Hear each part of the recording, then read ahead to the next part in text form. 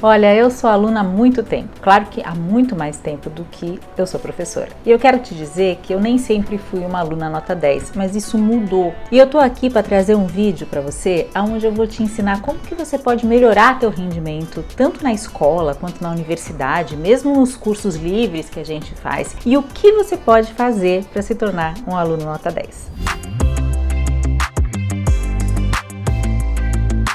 Olá, prazer, meu nome é Mari Libório, eu sou enfermeira concursada, sou professora universitária e esse aqui é um canal para você que busca se tornar referência na enfermagem. E aí, vestiu o jaleco? Então agora vamos fazer a diferença. Vamos direto ao assunto, porque afinal você quer ser nota 10 e a gente não tem tempo a perder. Primeiro, deixa eu te fazer uma provocação. Reflita aí onde você está sobre algo que você aprendeu e que nunca esqueceu. Vou te dar uns 3 segundos.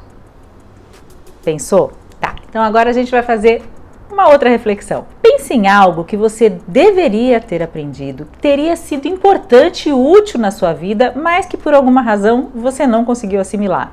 Rápido, né? A gente lembra de um monte de coisa. E agora, para ilustrar bem as razões do porquê essa diferença acontece, eu vou colocar uma lembrança minha aqui, que tem aproximadamente 40 anos e que eu não esqueci. Gerran, coloca por favor aqui na tela. Não se reprima, não se reprima, não se reprima. Não se reprima, não se reprima, pode ficar. Bom, se você é muito mais novo do que eu, você nem sabe o que é isso, mas eu vou te explicar. Isso aqui era uma banda que se chamava Menudo e que embalou aí a minha infância. Eu fui até num show deles que aconteceu aqui na minha cidade quando eu tinha, 9 anos. Presta atenção o que aconteceu, porque eu ainda lembro dessa música, mesmo agora 40 anos depois. O que aconteceu aqui? Por alguma razão, em primeiro lugar, o meu cérebro realmente julgou que essas informações eram informações importantes para serem retidas. Segunda coisa que aconteceu, eu fui exposta diversas vezes a essa mesma informação. Então, eu escutei essa música inúmeras vezes. Então, isso é um ponto importante para a gente conseguir memorizar. E a terceira coisa, que também é muito importante quando a gente pensa em memorização e estudo, é que essa exposição, no caso, a música Não Se Reprima, aconteceu de forma intervalada. O que acontecia? Todo dia eu escutava a música algumas vezes, às vezes um dia sim, um dia não, eu não sei, mas eu me expus a essa informação repetidas vezes de maneira intervalada. Guardou isso que eu falei? Então agora eu vou te dar o dado de ciência por trás do Não Se Reprima na minha cabeça. Não se reprima, não se reprima, não se reprima. Primeiro eu quero te explicar como que uma memória se forma. Então a gente vai falar de duas memórias que são bastante importantes no aprendizado, que a gente chama de memória de curto prazo e memória de longo prazo. Vamos entender um pouquinho o que é cada uma delas e mais do que isso, até o final do vídeo eu vou te ensinar o que você tem que fazer para você criar vários arquivos semelhantes ao Não Se Reprima aí no seu cérebro. Eu quero que você pense na memória de curto prazo como um mecanismo de memória que tem a capacidade, a competência de reter um número de informação, porém por um curto espaço de tempo, ok? E aí eu quero que você pense na memória de longo prazo como aquela memória onde você tem a capacidade, um mecanismo presente de retenção de memória por um tempo maior. A memória de curto prazo, ela tem duas características muito marcantes, que é uma capacidade limitada, então você não guarda inúmeras coisas ao mesmo tempo, e também um tempo de vida curto e limitado. E é exatamente esse gap que existe entre o que vai permanecer apenas na memória de curto prazo e depois vai meio que sumir e o que vai migrar para a memória de longo prazo, que merece toda a nossa atenção. E aí reside os segredos do porquê que algumas informações a gente efetivamente leva para a memória de longo prazo e ela não simplesmente desaparece. Então vale a pena a gente investir em entender quais são as estratégias para fazer com que as informações façam essa transição daquilo que é de curto prazo daquilo que é de longo prazo. Basicamente, o que a gente precisa fazer o seu cérebro entender é que para algumas coisas ele vai ter que olhar e pensar, olha, peraí, isso aqui vale a pena eu guardar. Agora, mesmo nesse primeiro momento, onde o seu cérebro imagina que esta informação vale a pena eu guardar, então essa informação vale a pena eu fazer com que migre da memória de curto prazo para a memória de longo prazo, a gente ainda precisa fazer uma outra etapa para que isso efetivamente vire um aprendizado. A gente precisa consolidar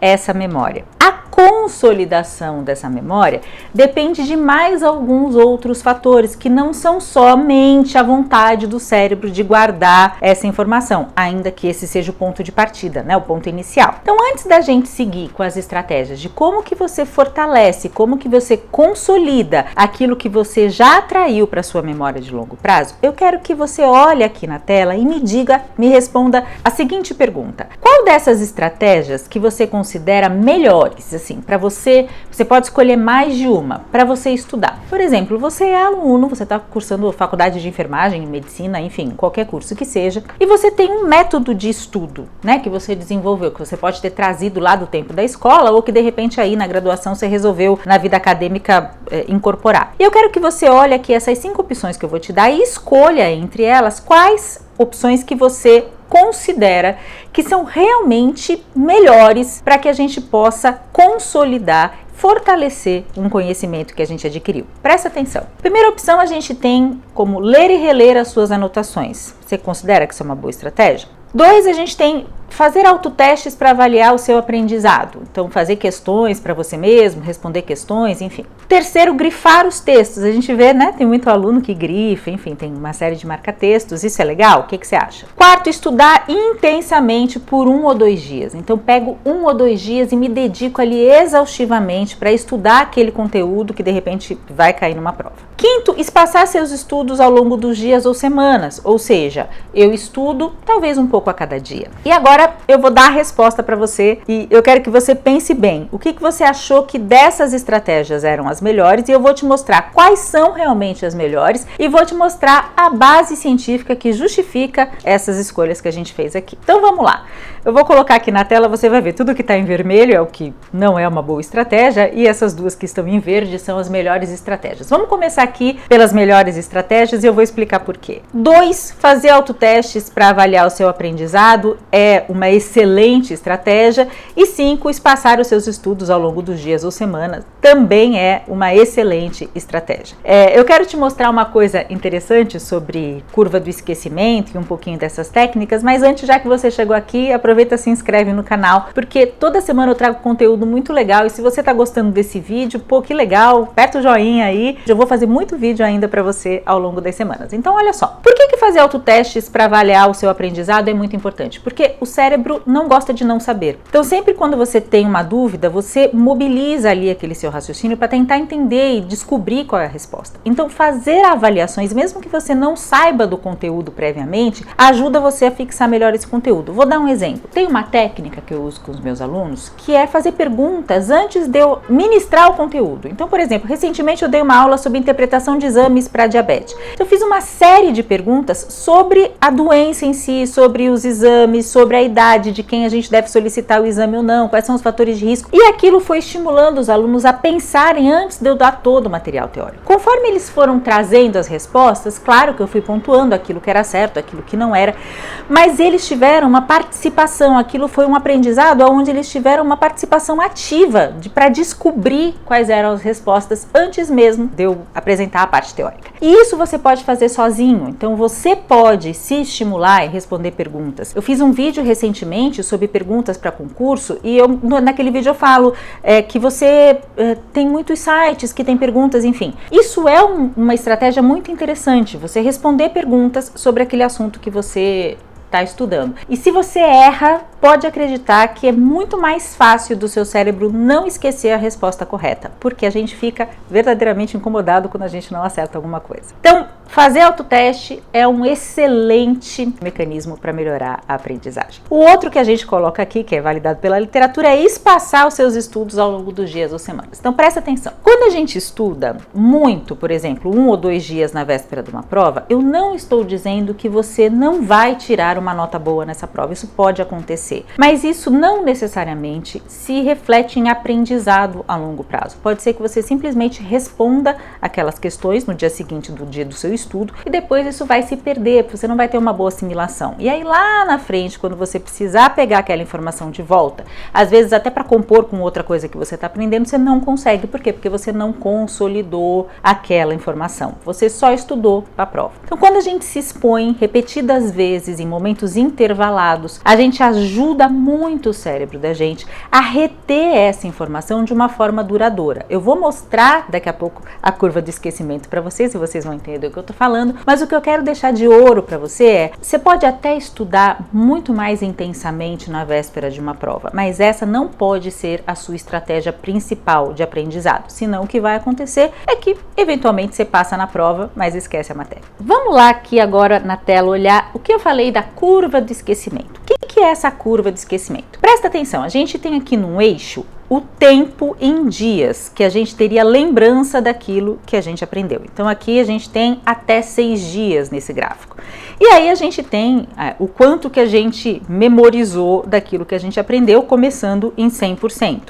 Quando a gente pensa na linha rosa, a gente pensa numa curva de aprendizado onde você teve apenas um contato com aquele material. Por exemplo, você assistiu uma aula minha e você não assistiu novamente, se é uma aula em vídeo, ou você não fez nenhuma anotação e reviu essas anotações e depois fez perguntas a respeito dessas anotações, falou a respeito daquilo, você só teve aquele primeiro contato com a informação que eu te dei. O que vai acontecer com você? Talvez, preste atenção nesse gráfico, no primeiro dia você já tenha tido uma queda aí de aproximadamente 80% ou até 60% daquilo que você aprendeu inicialmente.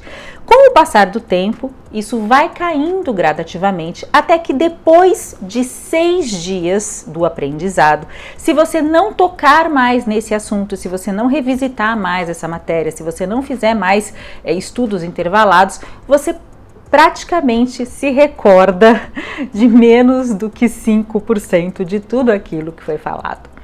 Então, não importa o quão maravilhosa foi a aula que você recebeu. Claro que se ela é muito maravilhosa, o seu cérebro começa a achar que sim, essa informação é importante, deixa eu prestar atenção. Então, a gente tem mais chance de fazer essa migração de memória. Entretanto, se você não for lá revisitar esse aprendizado e se você não tiver estratégias para ajudar a consolidar, reforçar essa memória, você ao longo de 6 dias vai lembrar de praticamente nada daquilo que você aprendeu quase uma semana antes. Essa é a tradução do esquecimento, de como que funciona o esquecimento normalmente na vida da gente, principalmente em relação a estudo. E aí vocês podem ver que existem outras linhas, que aqui são linhas verdes, que acompanham também esse gráfico, e esse gráfico mostra repetições no mesmo aprendizado.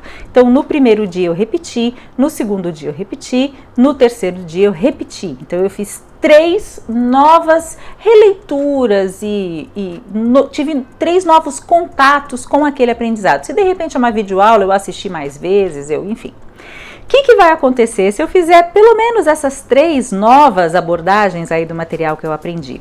Ao longo dos 6 dias, eu vou passar de menos de 5% de retenção daquele conhecimento para próximo a 90% de retenção, apenas com 3 mais abordagens. E isso aqui é algo que é a ciência que diz, não sou eu que estou falando. Então vale realmente a pena você se dedicar de maneira mais sistemática àquilo que você está aprendendo, mesmo que seja um conteúdo muito extenso. Então você pode dividir esse conteúdo e ir trabalhando o conteúdo pouco a pouco, mas sempre se expondo a ele com uma relativa frequência. E agora, por fim, além disso, vamos fazer dar certo? O que você precisa ter no seu todo para que o aprendizado seja um sucesso? É importante que a gente tenha saúde, então bons hábitos realmente são essenciais e muito importantes. Então, sempre que possível, que você possa alternar momentos de estudo e lazer, que você passe tempo com a família, enfim, que você tenha momentos onde você faz um bem para você mesmo. Não que o estudo não seja, mas que você tenha momentos onde você se diverte. Isso é importante. Então, durma bem, coma bem, seja uma pessoa ativa.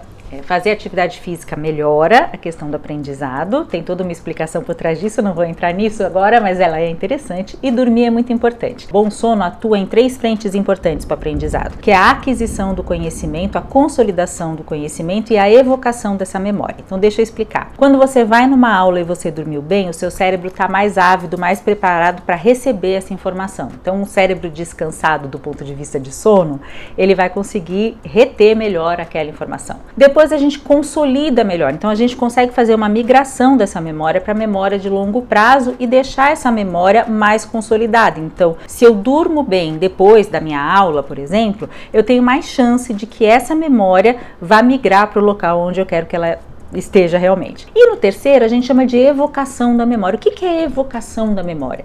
É assim, quando eu tenho uma vida de bom sono, não vivo em privação de sono, eu consigo pescar exatamente aonde está aquele conhecimento na hora que eu preciso. Eu não sei se você já reparou, mas quando a gente está muito cansado, às vezes a gente passa por alguns problemas pessoais e não dorme, enfim, a gente raciocina mal no dia seguinte. E isso pode acontecer com tudo o que a gente aprendeu na vida. A gente pode, de repente, não conseguir evocar a memória. Por quê? Porque está passando por uma situação de muita privação de sono. Então, dormir é super importante.